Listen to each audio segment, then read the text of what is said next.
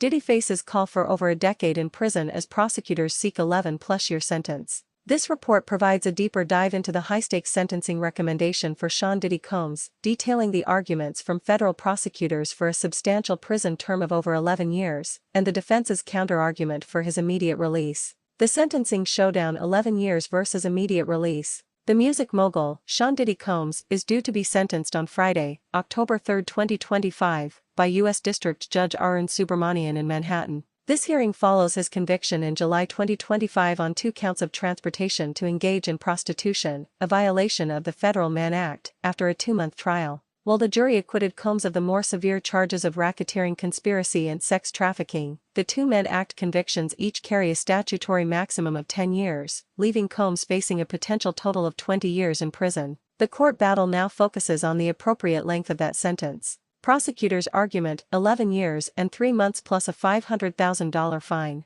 Federal prosecutors have submitted a pre-sentence recommendation urging Judge Subramanian to impose a sentence of at least 11 years and 3 months, 135 months, and an additional fine of $500,000. Their argument emphasizes the cruelty, violence, and long-term harm inflicted on the victims, which they believe warrants a sentence far exceeding the minimum range suggested by federal sentencing guidelines, which some estimates placed around 4 to 5 years. Key points of the prosecution's submission: severity and pattern of violence. Prosecutors argued that Combs' convictions are tied to a prolonged pattern of violence and abuse, stating his crimes of conviction are serious and have warranted sentences over 10 years in multiple cases for defendants who, like Sean Combs, engaged in violence and put others in fear. They pointed out that the elaborate, days-long, drug-fueled sexual events, often filmed by Combs, were coercive in nature. Trial testimony included women detailing that Combs physically attacked them and threatened to cut off financial support if they refused to participate in the freak-offs. Unrepentant and shifting blame. The government labeled Combs as unrepentant.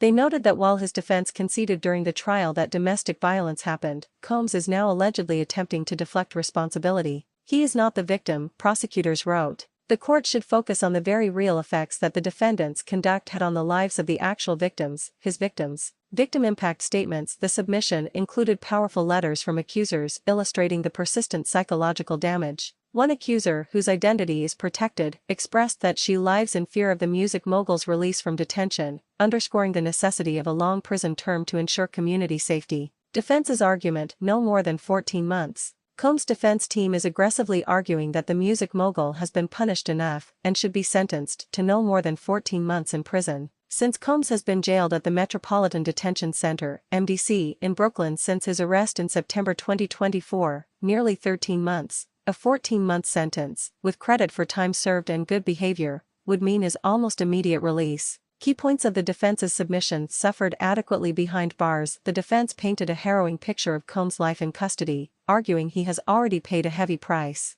They detailed inhumane conditions, claims that the food sometimes contains maggots, and that he has not breathed fresh air in nearly 13 months. Personal danger. Accounts of Combs being approached by an inmate with a makeshift blade, a shiv. They stated he has been under constant suicide watch. Physical ailments. They mentioned he often walks with a limp due to a painful knee injury requiring surgery. Destruction of legacy. They stressed that the public scandal has served as a severe punishment, writing Mr. Combs's celebrity status in the realms of music, fashion, spirits, media, and finance has been shattered and Mr. Combs's legacy has been destroyed. Rehabilitation and sobriety. The defense highlighted signs of change, claiming Combs is sober for the first time in 25 years and has developed an educational program on business management and entrepreneurship for other inmates at the facility. Focus on acquittals. They argued that the judge should not consider the extensive evidence of abuse presented at trial, because the jury acquitted him of the sex trafficking and racketeering charges, which were based on the element of coercion. The judge's discretion. The final decision rests entirely with Judge Subramanian, who has wide latitude. He has previously denied bail twice, citing the trial evidence that pointed to a years-long pattern of violence from Combs.